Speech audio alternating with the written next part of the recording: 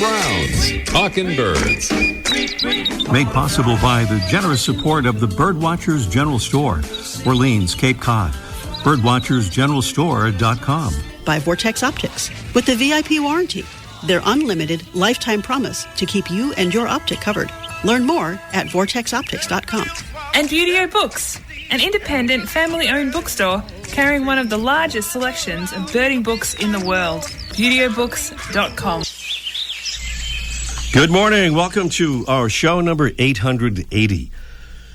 Well, the latest news on the attacks against targets, including civilian targets in Ukraine, continues to be disturbing, of course, and our thoughts remain with the brave men and women of that great country.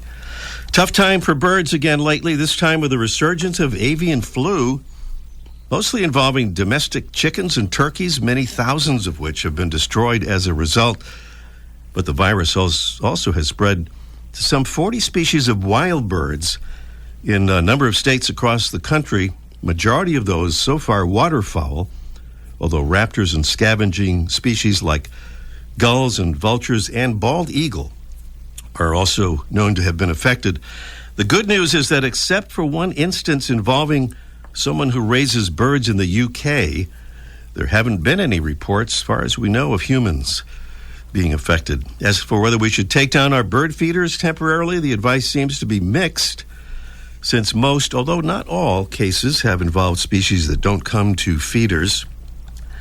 In her blog, our friend Laura Erickson says she's taking down her tray feeders, but continuing to use suet feeders and to scatter seed on the ground, and says she'll put out her hummingbird feeders unless she learns of hummingbirds contracting the virus. Certainly another reason to call for remembering to clean and disinfect feeders on a regular basis. And might be a good idea to check with your nearby Audubon chapter or nature center to just see what advice might apply to your local area.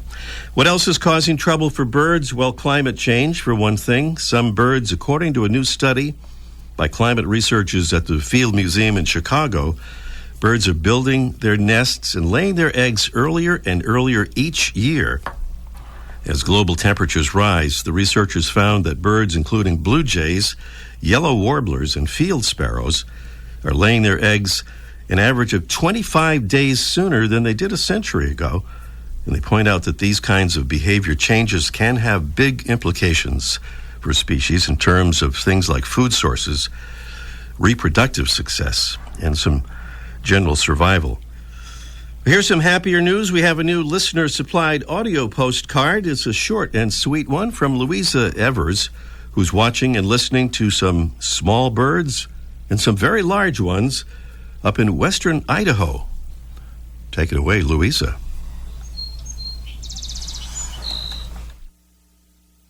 Louisa Evers? Could we start that again, maybe? Yeah, let's start that again.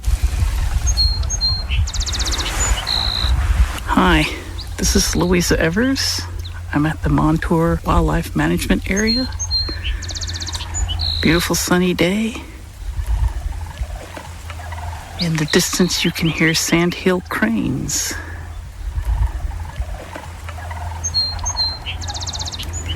As well as song sparrows.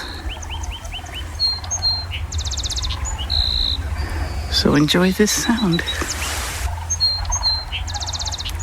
Thank you, Louisa. Yeah, we're very northwest-oriented today, as we'll find out again very shortly. Meanwhile,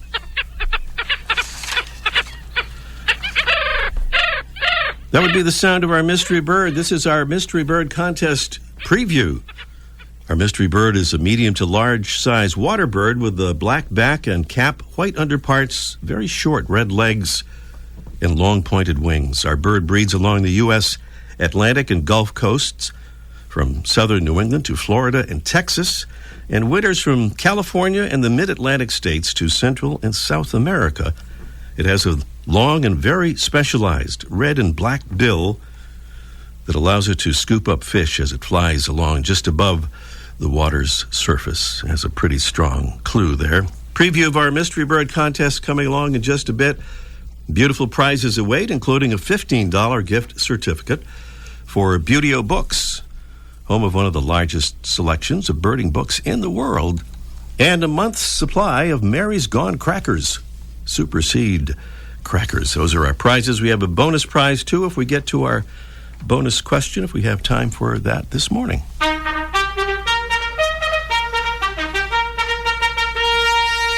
Saluting the royalty of the Talkin' Birds listener audience, our Talkin' Birds ambassadors who help us spread the word about birds and conservation, handing out our little info cards to friends and neighbors. And thank you to Ed Bilecki from, speaking of neighbors, Kingston, Massachusetts, just down the road from us here.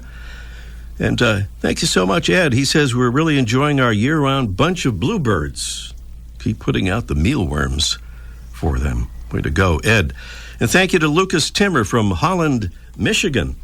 Thank you, Lucas, for the kind comments about the show. He says, I've already shared your show with other birders, so I think it only makes sense for me to be an ambassador and encourage other birders to check out your show. And he says, I hope to sometime visit your beautiful state and stop by to see Mike O'Connor at his store, the Birdwatchers General Store on Cape Cod. Lucas, that'll be an experience. No one ever forgets a visit to Mike's store. And thank you for joining our ambassadors program. Easy to do. Just go to the Get Involved tab at talkinbirds.com to sign up. Still to come on our show today, we'll talk with a couple of world-traveling birders and podcasters from Oregon. Hannah Buschert and Eric Ostrander will be with us, talk about some of their really amazing birding adventures that benefit birds in the process. Also, speaking of Birdwatchers General Store, Mike O'Connor will be here with us to offer some good hummingbird talk in an almost live from the archive installment of Let's Ask Mike. Coming up next here, it's a hard to see and hard to find mystery bird, not a mystery bird, it's our featured feathered friend. It's presented by Birdwatching Magazine for more than a quarter century. Birdwatching has been North America's premier magazine about wild birds and birding. That music is from the film Finding Forrester, starring the late Sean Connery. In one of the movie's scenes, Connery's character videotapes a bird from an apartment window, proclaiming that it is an adult male Connecticut warbler. He then shows the image of the bird on his camcorder, but what we see is not a Connecticut warbler. It's an adult male yellow warbler, which is not a look-alike at all. The male yellow warbler is almost all yellow with faint chestnut streaking on its chest. The Connecticut does have yellow coloring on the belly and undertail area, but it's best recognized by a gray hood, throat, and chest, and a very distinct white eye ring, along with an olive gray-green back and wings. Our friend Marge Rhines says she was mortified when she saw this mistake in the movie, especially since she'd worked as a consultant for the film, advising them as to which birds might be observed in certain New York areas. Well, you just can't trust those Hollywood folks. But then again, the naming of the Connecticut warbler is off the mark, too, since the bird doesn't nest in Connecticut and isn't even a common migrant there.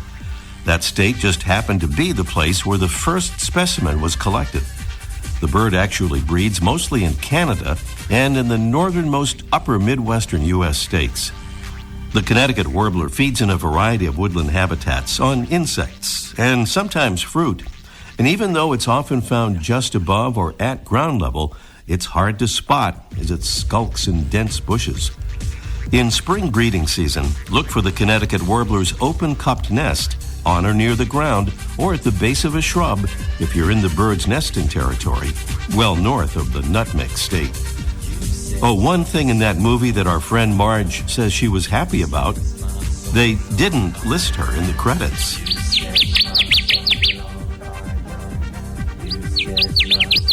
It's Oporornis agilis, the Connecticut warbler, today's Talkin' Birds, featured feathered friend.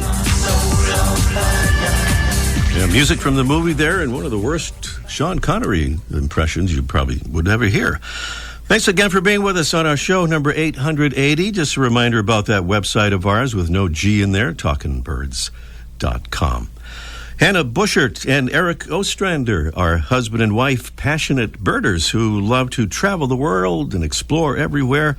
They're also the hosts of the Hannah and Eric Go Birding podcast. And they're joining us right now from sunny Cannon Beach, Oregon, to tell us a bit about their adventures and outreach. Good morning, Hannah and Eric. Good morning, Ray. Thank you so much for having us. Yeah, thanks. Great to have you. I know you're excited about the sunshine out there. You get a lot of cloudy weather these days, right? We do get a lot of cloudy weather. One of the things that the Pacific Northwest is known for. All right, among other good things. So when we hear the phrase flock to Marion, it sounds like maybe a couple of folks talking back and forth in code. Hello, Marion, this is Flock. Come in, please. But it's something entirely different. I want to ask you about that. This is something that you have experienced, and it sounds pretty amazing. Tell us about Flock to Marion. So Flock to Marion was a cruise that BirdLife South Africa recently did down to the Southern Ocean to go see the Marion Islands, which are just in between almost from South Africa and Antarctica. Mm-hmm. And it was an opportunity to go see some incredible seabirds that most people will never get a chance to see. Mm-hmm. And so we saw this opportunity on Facebook and just couldn't pass it up to go. Mm-hmm. I can imagine. So BirdLife South Africa, for folks in the U.S., there's a comparable organization. Is it like Audubon or Cornell Lab? How would you describe BirdLife South Africa? So BirdLife International and BirdLife South Africa, they are advocacy programs that in the States, typically the ABA and Audubon kind of together fill that role with two entities rather than just a single group like BirdLife does. Mm-hmm. So this cruise that you took, there was a very special aim for this particular flock to Marion. I'll ask you about that in a minute, but when we picture somebody going on a cruise and a birding cruise like this, we probably think of a fairly small boat with, 30 or 40 passengers. This was quite different from that, right? It was on an MSC cruise ship, so it was a full-size cruise ship, and it had about 1,500 participants on it. They were all birders, and they were up at the crack of dawn and went to bed right around sunset, so they'd be able to get up and go birding in the morning. Mm-hmm. Nice. So the aims of the voyage, as I understand it, are to raise awareness about seabirds and create an opportunity for birders to see seabirds they wouldn't usually see on traditional pelagic birding trips, and also to raise funds for a very special project. This is the Mouse-Free Marion project. Tell us about that.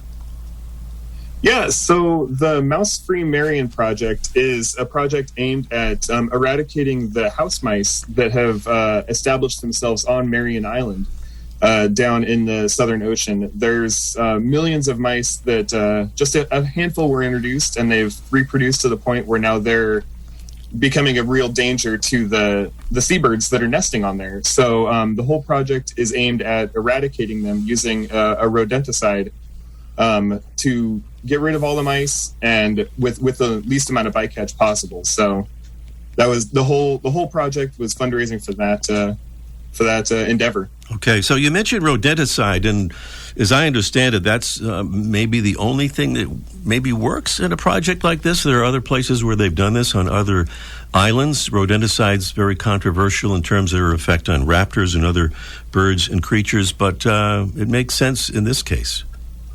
Yeah, so rodenticides, there's a time and a place to be able to use something like a rodenticide. I personally would never use one around my house just because of the bycatch of other stuff, owls and hawks coming in and getting the recently passed away mice. But here on this island, there are no other mammals that live on this island, and there's also besides sea lions. Besides sea lions, that's true. And sea lions aren't going after the mice, but anything that's living on the island in general is not eating any of the mice, and they're not interested in that. So this is one of those rare instances that using a rodenticide is going to be very effective, but have the least amount of bycatch projected. Mm-hmm. There's more information on this on your website, right? About there is, and also the Mouse-Free Marion website. And the Mouse-Free Marion. Okay, and we'll give your website too again at the end of our chat here. I want to ask you about another amazing trip, and this is also a fundraiser, as I understand it. Champions of the Flyway competition in southern Israel. You were part of that, right? We were, yes. We love to go birding, but we also like to compete in birding. We usually do the Great Texas Birding Classic, so we decided to up the ante a little bit and do a bigger competition. And so this year we did the Champions of the Flyway, as you mentioned.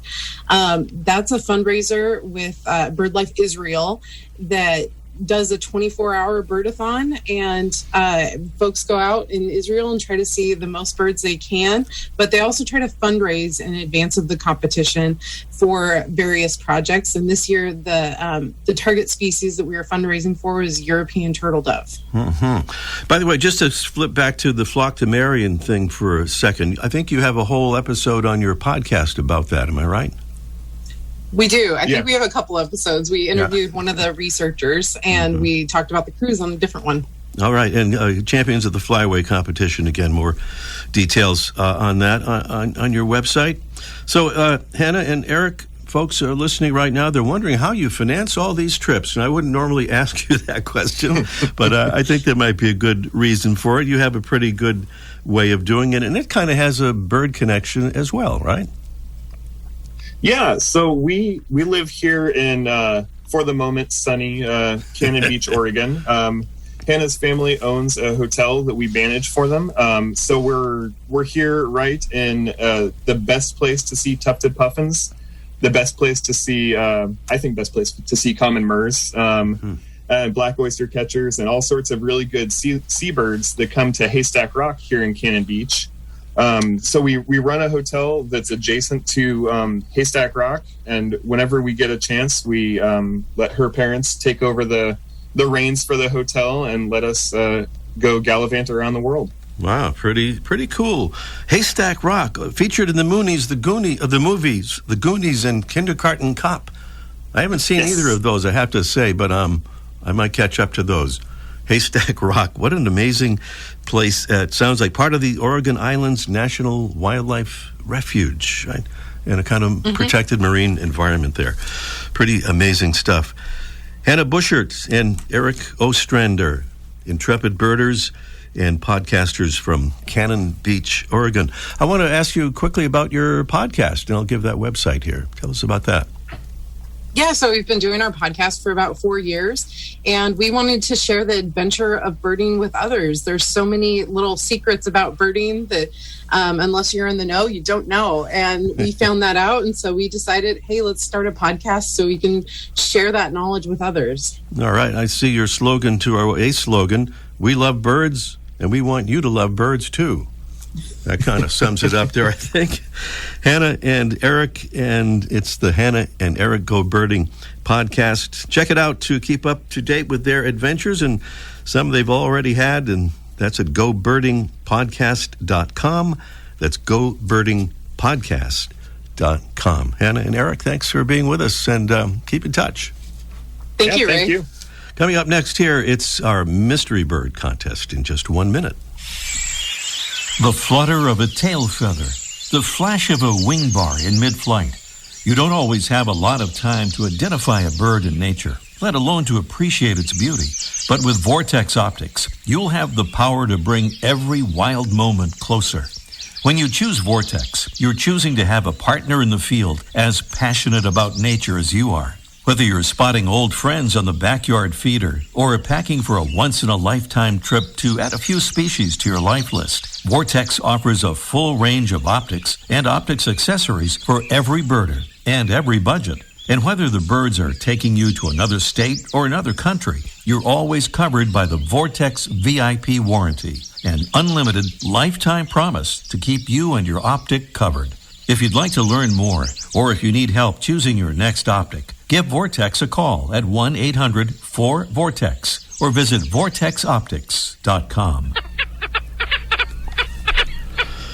That is the semi-musical sound of our Mystery Bird this morning, and our Mystery Bird contest is now officially underway. That means we invite you to call us right now, if you can, as soon as you possibly can, so we'll have time for our contest. The number is 781-837-4900. I'll give that number again in a moment. Just a reminder here, if you're not hearing our show live and would like to, so you can be in our Mystery Bird contest, for example, just go to talkingbirds.com and you'll see how to do it. Very Easy to do. Our live broadcast, by the way, is on Sunday mornings, 9:30 to 10 Eastern.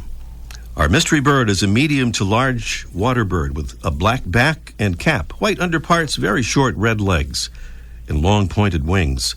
Our bird breeds along the U.S. Atlantic and Gulf coasts, from southern New England to Florida and Texas, and it winters from California and the mid-Atlantic states to Central and South America.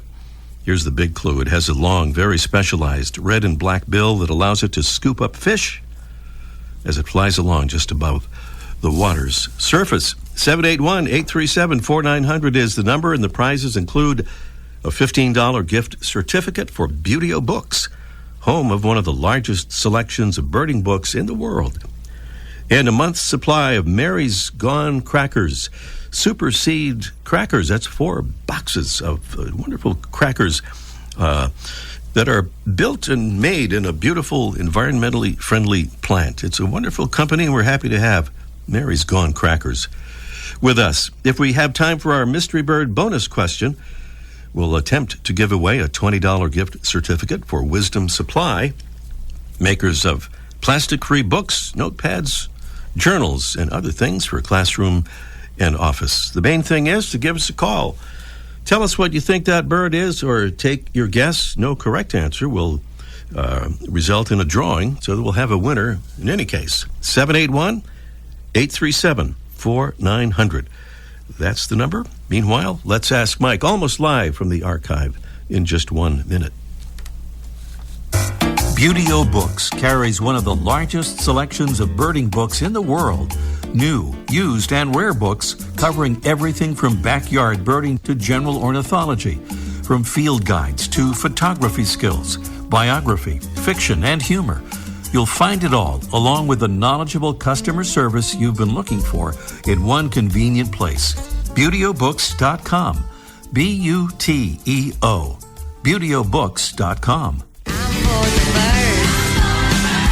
My name is Alan Rand, and I'm calling from Cleveland, Ohio. What I like about being a Talkin' Birds ambassador is the ability to go and share the show with others and to share what I've learned and hopefully get them turned on to the show as well. It's also a great format for being able to meet new people. Talkin' Birds listeners, we hope you'll join our ambassadors family. It's easy to do. Just visit our website, talkinbirds.com. Join today, and thanks.